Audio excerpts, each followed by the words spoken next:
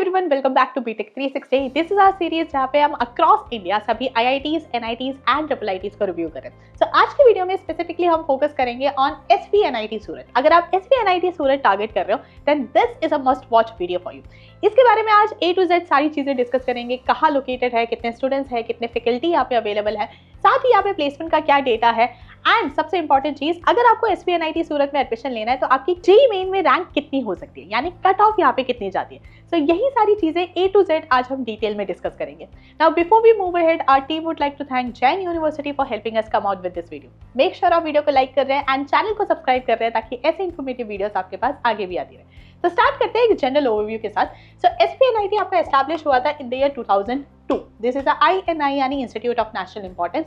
Campus size की अगर बात करी जाए तो ये 251 एकर्स में फैला हुआ है। NIRF रैंकिंग में इंजीनियरिंग कैटेगरी में ये रैंक करा था on the 66th position. Students की अगर बात करें तो यूजी कोर्सेज में यहाँ पे टोटल 3618 स्टूडेंट्स इनरोल्ड है। इनमें से मैक्सिमम स्टूडेंट्स आपके 79% मेल स्टूडेंट्स हैं एंड रेस्ट आपके 21% फीमेल स्टूडेंट्स हैं। इन स्टूडेंट्स को अगर आप डेमोग्राफिक वाइज डिवाइड करते हो तो एसपीएनआईटी सूरत आपका लोकेटेड है in the state of Gujarat. अब गुजरात के अलावा जो बाकी स्टेट्स हैं इंडिया में, वहां से जो स्टूडेंट्स यहाँ पे आके पढ़ रहे हैं दे कॉन्स्टिट्यूट 49%। साथ ही 125 ऐसे भी स्टूडेंट्स हैं जो कि आउटसाइड कंट्री यानी इंडिया के बाहर से यहाँ पे आके पढ़ रहे हैं। फैकल्टी की अगर बात करी जाए तो यहाँ पे टोटल 283 फैकल्टी अवेलेबल है। So this was a general overview of SVNIT Surat. अब एक बार इनके प्लेसमेंट्स डिस्कस करते हैं। सो अक्रॉस ईयर्स हमारे पास प्लेसमेंट्स अवेलेबल है। एक बार जो लेटेस्ट बैच है, जो बैच आपका 2025 में पास आउट हुआ है, उस बैच ने एडमिशन लिया था 2021 में। सो 2021 में एसपीएनआईटी सूरत में टोटल 1017 सीट्स अवेलेबल थी, जिनमें से 886 सीट्स फिल हुई है। सो उतने स्टूडेंट्स ने यहाँ पे एडमिशन लिया। इनमें से 801 ऐसे स्टूडेंट्स हैं जिन्होंने सक्सेसफुली अपना ग्रेजुएशन कंप्लीट करा। फर्दर उन स्टूडेंट्स में से 591 स्टूडेंट्स सक्सेसफुली प्लेस हुए एंड 144 ऐसे स्टूडेंट्स हैं जिन्होंने हायर स्टडीज के लिए ऑप्ट करा। अब जो स्टूडेंट्स प्लेस हुए उनके ऊपर एक बार डिस्कस करते हैं। अब इन स्टूडेंट्स को अगर आप टोटल में से देखो तो प्लेसमेंट रेट यहाँ पे आता है 89.28%। साथ ही किस पैकेज पे ये प्लेस हुआ है, सो मीडियम सिटी से यहाँ पे आता है 10 LPA। अक्रॉस ईयर्स अगर आप ये डेटा कंपेयर करते हो तो इससे पहले वाले बैच यानी 2024 में जो आपका बैच पास आउट हुआ है, उस पर्टिकुलर बैच में प्लेसमेंट रेट था 77.10% एंड मीडियम सैलरी थी 9.68 LPA। उससे पहले वाले बैच में यानी 2023 वाले बैच में प्लेसमेंट रेट था 86.09% एंड मीडियम CTC थी 9.5 LPA। सो इस तरह से अक्रॉस ईयर्स हमारे पास प्लेसमेंट डेटा आ जाता है। सो ये था आपका ईयर वाइज प्लेसमेंट डेटा। अब इसी को सेम चीज प्लेसमेंट्स भी एक बार ब्रांच वाइज डिस्कस करते हैं। सो ब्रांच वाइज डेटा में आपको थोड़ा और क्लैरिटी मिलेगा कि आप जिस ब्रांच को टारगेट कर रहे हो उस पर्टिकुलर ब्रांच की क्या परफॉर्मेंस है। सो यहाँ पे इस तरह से डिफरेंट ब्रांचेस है हमारे पास एंड उन सभी में lowest, medium, average and highest salary mentioned है। So this is for the batch जो आपका 2025 में पास आउट हुआ है। सो उस पर्टिकुलर बैच में डिफरेंट ब्रांचेस की क्या परफॉर्मेंस है एक बार अब वो देखते हैं। सो सबसे पहले आपका आता है electrical engineering. Electrical engineering branch में 2025 वाले बैच में लोएस्ट सैलरी रिकॉर्ड करी गई थी 3.3 LPA, मीडियम था 7.92 LPA, average 8.35 LPA and highest salary थी 16.2 LPA। सेम अगर आप मैकेनिकल इंजीनियरिंग में देखो तो यहाँ पे लोवेस्ट सैलरी थी 5 LPA, medium 7.5 LPA, average 8.01 LPA and highest salary 20 LPA। Then electronics engineering में आपका लोवेस्ट आता है 3.3 LPA, medium 12.37 LPA, average 13.35 LPA and highest 32.82 LPA। Then उसके बाद कंप्यूटर साइंस एंड इंजीनियरिंग में आपका लोवेस्ट सैलरी आता है 7.45 LPA, medium 15.19 LPA, average 16.73 LPA and highest 62 LPA।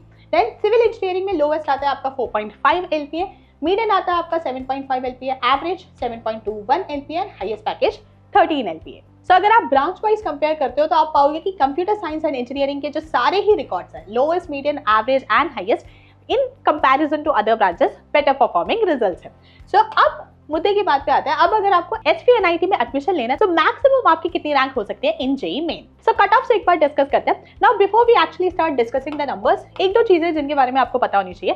First of all, जो आपके ब्रांचेस यहाँ पे अरेंज है ये कोई रैंडम ऑर्डर नहीं है। This is the order of competition या फिर आप कह सकते हैं लेवल ऑफ कॉम्पिटिशन। यानी कि अगर कोई स्टूडेंट एसपीएनआईटी टारगेट कर रहे हैं तो सबसे ज्यादा वो किस ब्रांच को प्रेफरेंस देते हैं। अब स्टूडेंट प्रेफरेंस अगर किसी ब्रांच में ज्यादा होगा तो ऑटोमेटिकली वहाँ पे कॉम्पिटिशन भी ज्यादा होगा।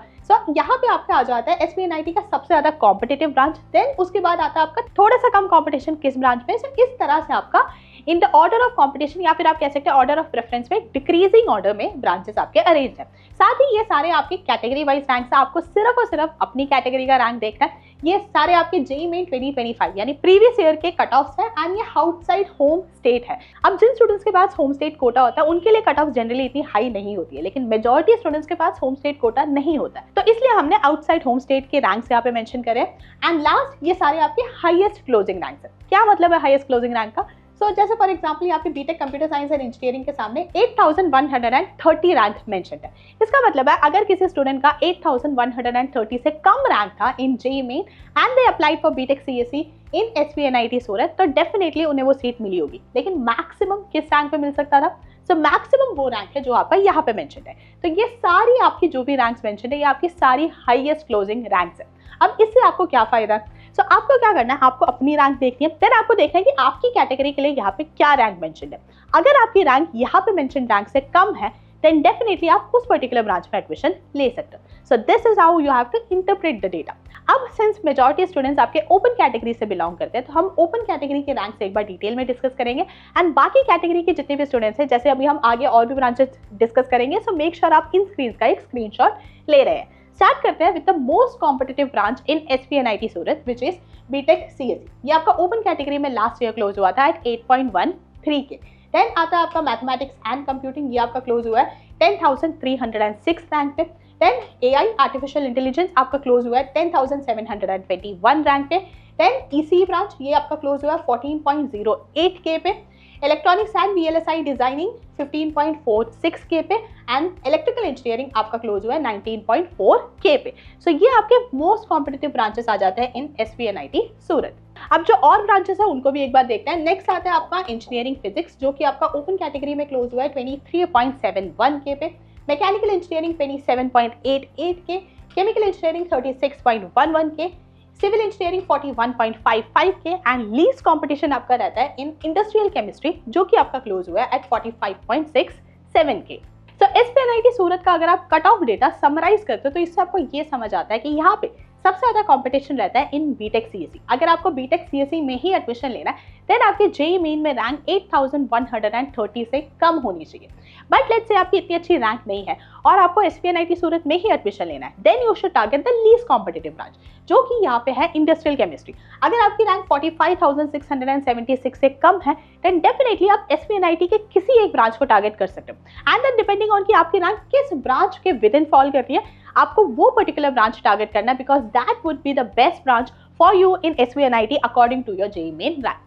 So this was all the information about SVNIT Surat. हमने एक जनरल ओवरव्यू देखा, देन हमने प्लेसमेंट्स एनालाइज करा both batch wise and branch wise, and this was finally the cut off for all the different branches in SVNIT Surat.